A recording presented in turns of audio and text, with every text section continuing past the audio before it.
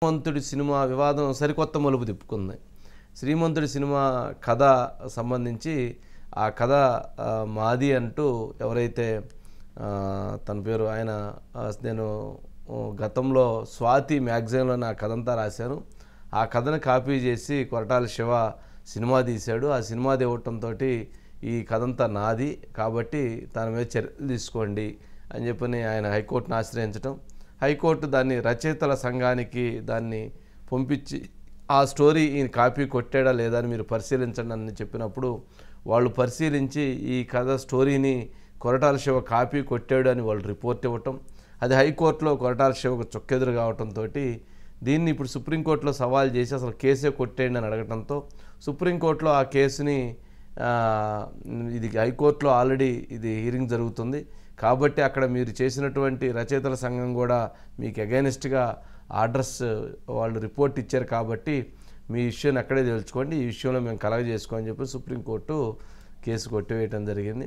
But ఇప్పుడు శ్రీమంతుడి cinema ఎప్పుడో హర్ష, ఎప్పుడో రవికిరణ్, జగపతి బాబు, ఇప్పుడు ఆ వివాదం, ఇప్పుడు శ్రీమంతుడి వివాదం, ఇప్పుడు మరి సరికొత్త కొరటాల శివ దాన్ని తీసుకొచ్చారు. బట్ ఆ సినిమా సూపర్ హిట్ సినిమా కాబట్టి, హైలీ కలెక్షన్ చేసిన సినిమా కాబట్టి అదొక మరొక వివాదానికి వెళ్తుంది. మరి ఎటు వెళ్తుందో చూద్దాం. ఓం ప్రకాష్ గారు ఉన్నారా? ఓం గారు sir, good evening. Good evening. Good evening అండి. ఏంటి మొత్తానికి సినిమా శ్రీమంతుడు ఏదో అయిపోయింది, ఎప్పుడో సినిమా మళ్ళీ ఇప్పుడు మళ్ళీ దాన్ని తవ్వుతూ ఉన్నారు, ఏంటది?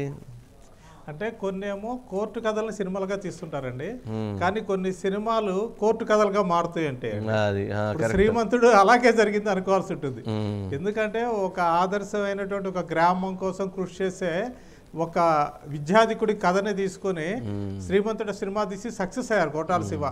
చాలా మంది చాలా ఇన్స్పైర్ అయ్యారు. ఇలా కదా ఉండాల్సింది కుర్రాళ్ళు చదువుకున్న వాళ్ళు అని అనుకున్నారు. కానీ బట్ దానికి ఏంటంటే ఒక నీలి నీడలాగా ఇది ఆయన సొంత కథ కాదు, ఆల్రెడీ స్వాతి వీక్లీలో వచ్చినటువంటి కథని తీసుకుని ఆయన డ్రాప్ చేసుకుని సినిమాగా తీశారు అన్నది. ఇలాంటి వివాదాలు ప్రతిసారి వస్తుంటాయండి, పెద్ద సినిమాలు పర్టికులర్గా ఎక్కువ వస్తుంటాయండి. కాకపోతే ఏమవుతుందంటే ఒక పెద్ద మనసుతో వాళ్ళకి వచ్చిన ఆలోచన మనకు రావచ్చు, మనకు వచ్చిన ఆలోచన అతనికి రావచ్చు.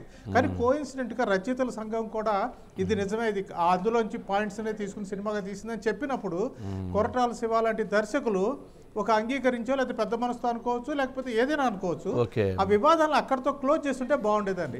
ఇక్కడ కోర్టులు చెప్పినా కానీ ఆయన అనుకుంటా సుప్రీంకోర్టుకి వెళ్ళడం ఈ రోజు సుఖెదురయ్యింది. ఇప్పుడు ఆయనకి ఏముందంటే మార్గము, ఈ కోర్టు అనుసరించి ఆయన క్రిమినల్ కేసుకి ఏదైతే వాళ్ళు శిక్ష వేశారో దాన్ని అనుభవించాల్సి ఉంటుంది. ఒక పక్కన దేవర సినిమా సెట్స్ మీద ఉంది ఎన్టీఆర్తో 2 పార్టులు. ఈ టైంలో ఆయనకు ఒక రకంగా చాలా పెద్ద చికాకులు ఆయన పడ్డారని చెప్పి అనుకోవాల్సి ఉంటుంది. ఏదేమైనా కానీ ఇప్పుడైనా కానీ ఆ రచయితతో మాట్లాడి కాస్త సెట్ చేసుకుని కోర్టు బయటే ఈ వివాదానికి ఒక ఫుల్ స్టాప్ పెడతారని అయితే అనుకుంటున్నారండి.